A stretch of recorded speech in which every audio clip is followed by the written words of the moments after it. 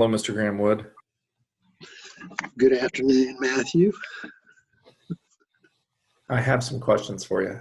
This is very important stuff as the senior statesman on the team. Well, this is going to be fun. All right. Tell us where you grew up.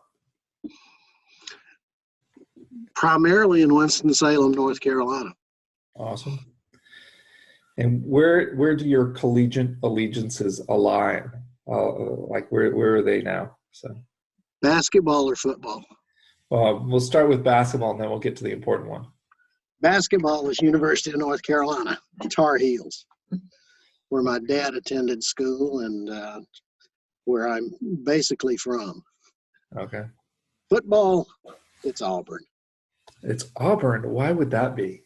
That's the first I've ever heard that from you.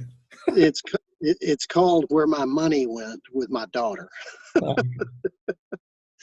No, it's she went and finished up her undergraduate degree at Auburn for 2.5 years and came to love the place.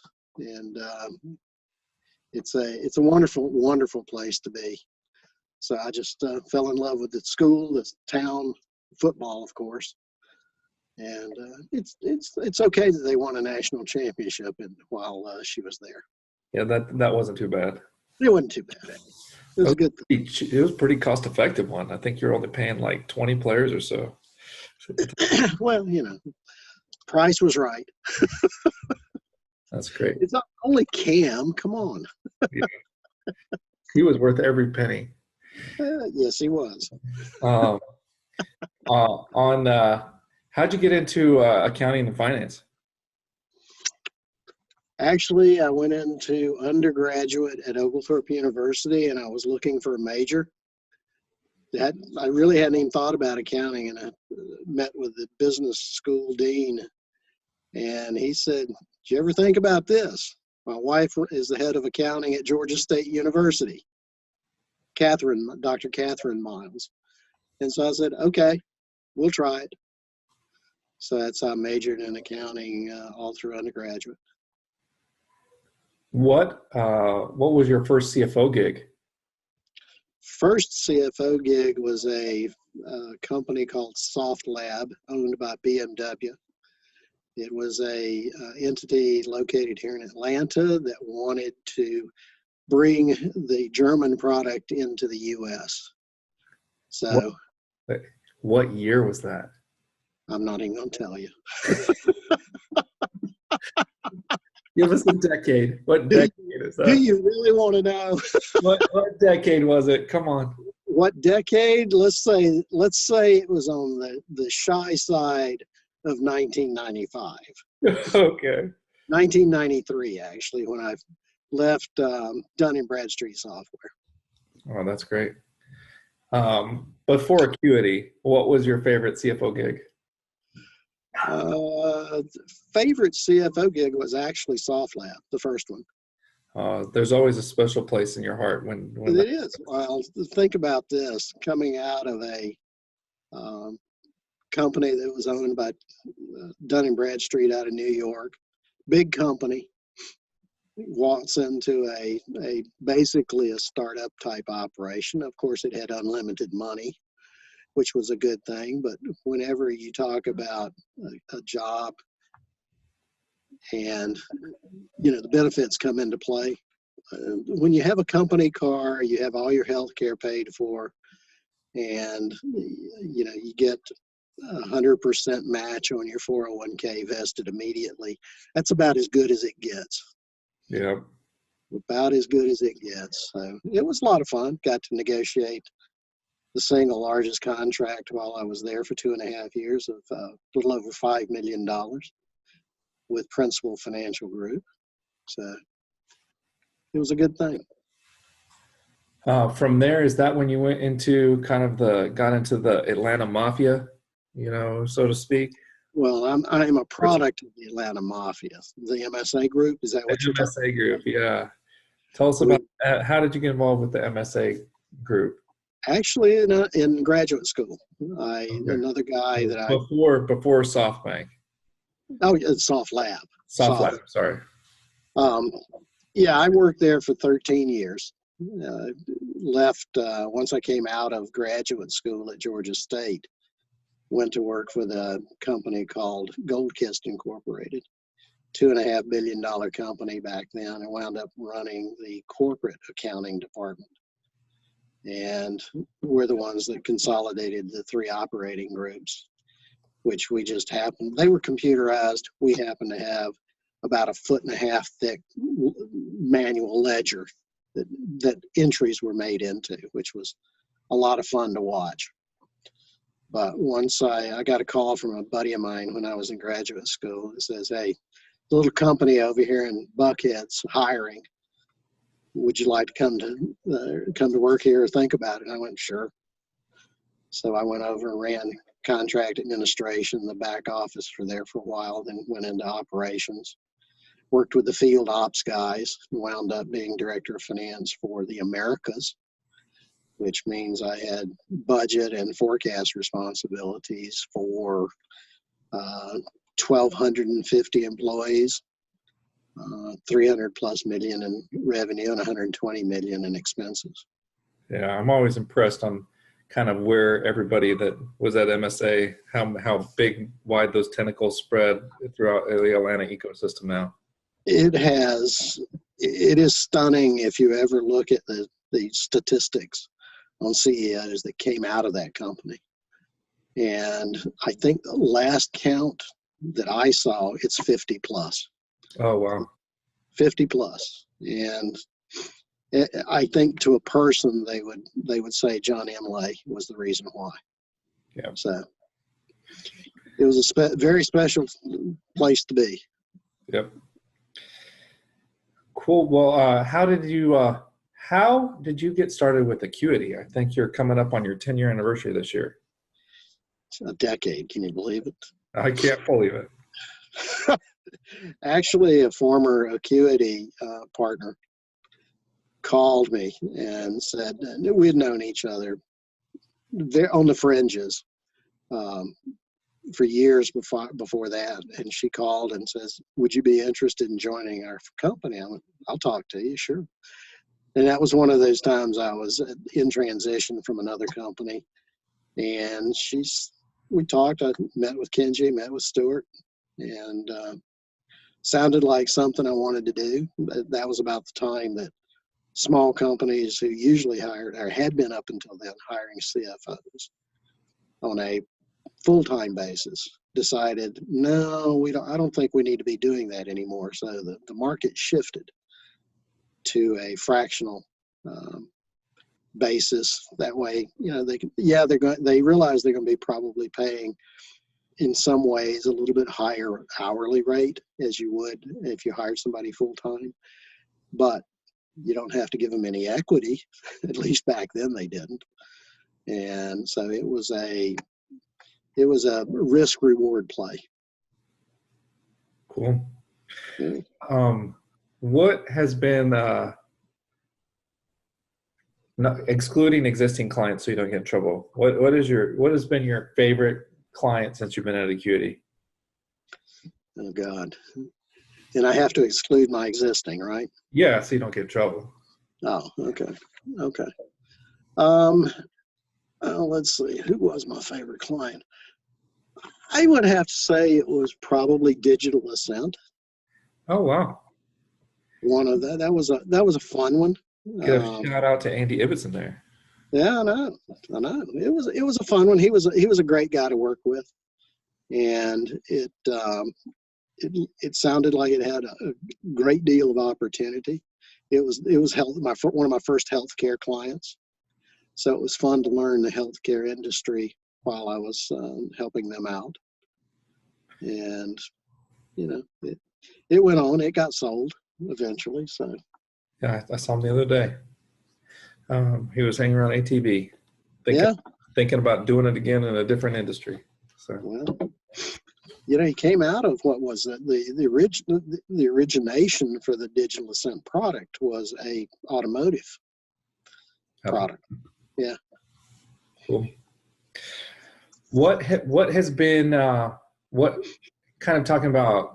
People ask what kind of impact CFOs make all the time. Can you look back at any kind of your favorite impacts or things you're proud of, making an impact at places, things that probably wouldn't have happened if you weren't there? Well, from my perspective, Matthew, it's one of those things that a lot of people now will say, I don't know anything about back office. I don't know anything about what makes it tick.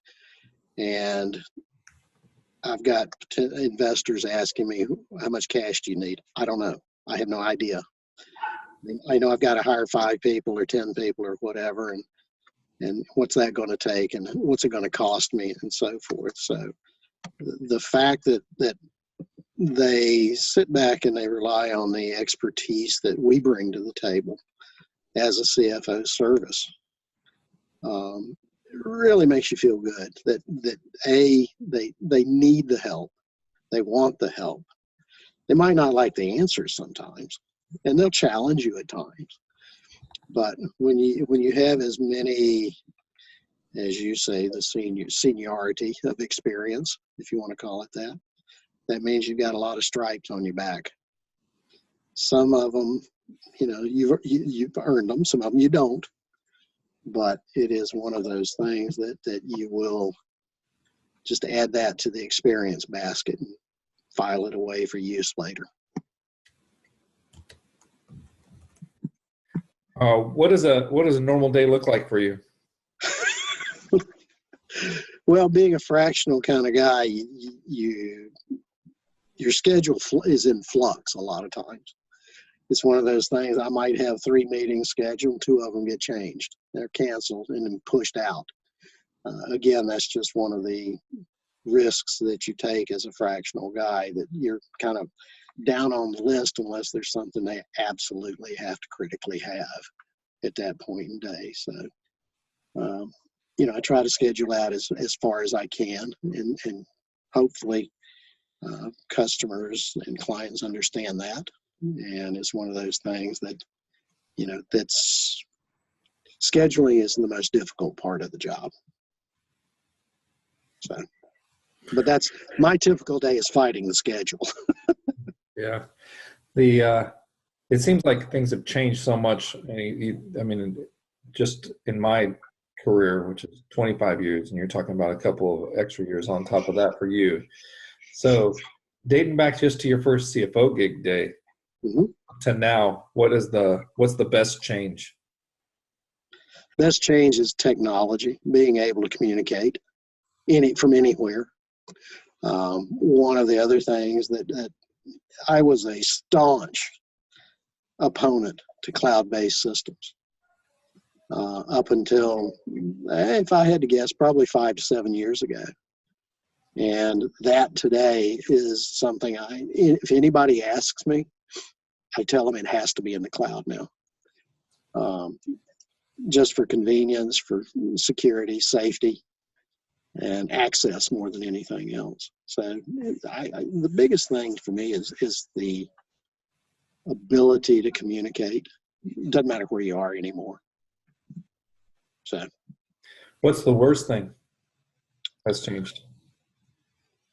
The ability to communicate from anywhere.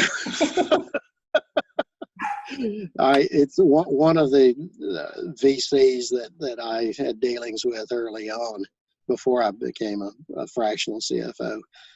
He basically expected his entire teams that he had investments in to be on 24/7. And that means I'm working 24/7. I expect you to.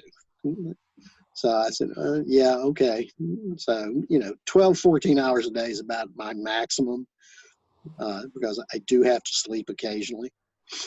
And, when you got a family, that kind of takes over sometimes responsibilities. But yeah, having to deal with that. It's a bane, it's a plus, it's a bad. So. Yeah.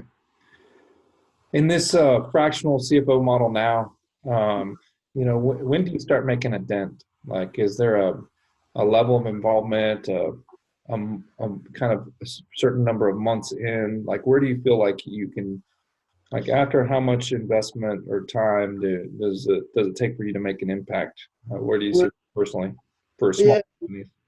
Yeah, the biggest thing for me is getting to know the company from the inside and what their products do and how they're going to market with it. And, you know, it's when can I become effective? Depending on what the project is or the immediate need is, or the urgent need, I should say. You know, it can be fairly quick. Can be same week, same month.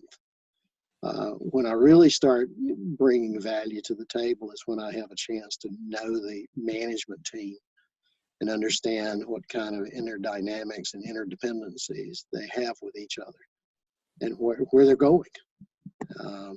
You know, if I'm kept in the dark about where the company's going, just here, build this budget, here's some assumptions, I can do that, but it just doesn't, it's not going to end well. It'll be a set of numbers that they can use, but as far as any validity underneath it, it's only as good as the assumptions. And if I don't understand where the company's headed and how it's going to get there and what it's going to take from my perspective, it's not going to be, you know, it might get them through the moment, but it's not going to be any type of long term. Good deal. Should I have asked you another question? What are the other questions I should have asked you? That's a good question. One of the things that somebody asked me is, you know, are all your clients different, or are they all the same? And I said, well, in some ways they all think they're unique, and in every way they are unique. But if you look underneath the first layer, most of the problems the clients have today are high percentage, greater than 50%, the same problems. You know, 50, 75, 80, hell, sometimes it's even 80%. They're all the same. It's that 20% that's unique or something to their product, their vision, their go-to-market strategy, their environment that makes it interesting to try to figure out how does that affect the other 70, 80% that you already know what the problems are and generally how to fix it. I mean, it's been around as long as we have been. I know. It's one of those things that you see a lot. It doesn't mean I've seen everything. And the answers change about how you should approach things from time to time. But in general, you know. I mean, somebody asked, I need benefits. Okay. I need to do a contract. Okay. I mean, it's just one of those things that it's the luxury of having somebody there that's been through it. Right. More than one time.